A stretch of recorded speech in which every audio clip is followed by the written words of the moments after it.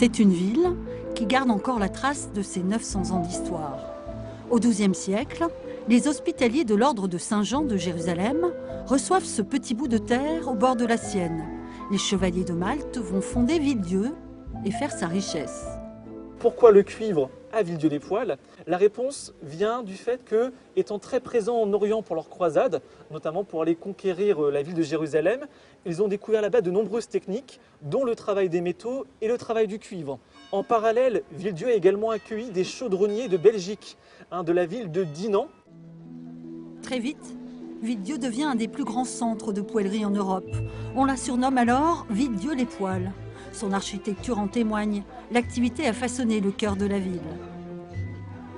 Pour le travail du cuivre et du laiton à Villedieu-les-Poêles, vous aviez trois grandes familles d'artisans. D'abord, la famille la plus emblématique, c'est la famille des artisans poêliers qui fabriquaient ces poêles et bassines à bouillie, cette bouillie de sarrasin que l'on mangeait énormément du Moyen-Âge jusqu'à la Révolution française à Villedieu-les-Poêles. La famille numéro 2, ce sont les artisans chaudronniers qui eux fabriquaient vraiment des ouvrages très variés, souvent massifs, des grandes cuves, plus tardivement même des alambics qui ont été fabriqués.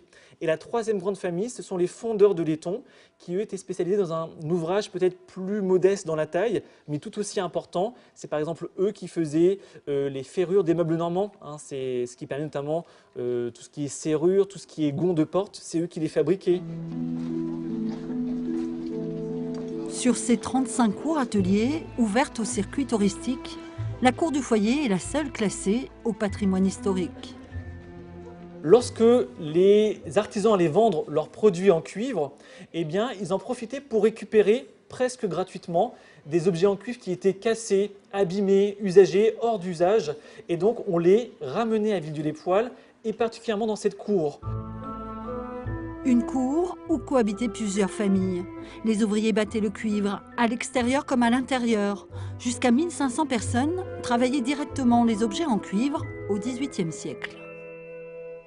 La chance de Villedieu, c'est de ne pas avoir été bombardé, en tout cas pour son centre-ville, pendant la Deuxième Guerre mondiale, et donc d'offrir aux visiteurs actuels l'aspect d'une ville du XVIIe, XVIIIe siècle. Ce qui est très rare dans notre région, évidemment, malheureusement très éprouvée par la guerre. Daniel Saunier est tombé dans le chaudron en 2002. Cet ancien prof d'art appliqué collecte sans relâche cette mémoire ouvrière de la ville. Cette carte photo m'a énormément intrigué puisque je m'aperçois que le premier enfant en premier plan, à l'âge de 7 ou 8 ans, il ne posait pas. Il les possédait déjà, les gestes concernant le martelage. Sa curiosité l'a poussé à la rencontre de ces travailleurs de l'ombre. Au fur et à mesure de ma rencontre avec des personnes âgées donc de Villedieu, j'ai commencé à positionner des ateliers. Alors, bien sûr, en premier, ça a été les ateliers donc, du XXe siècle. Et au fur et à mesure des années, on déborde donc sur le XIXe siècle. Et ça, c'est très intéressant. Puisque ça a été le passage du travail, je dirais, artisanal à l'industrie. Alors donc des factures anciennes, des photos. Donc des Chaque photos trace de ce ateliers. quotidien d'autrefois est répertoriée et gardée précieusement pour la collectivité.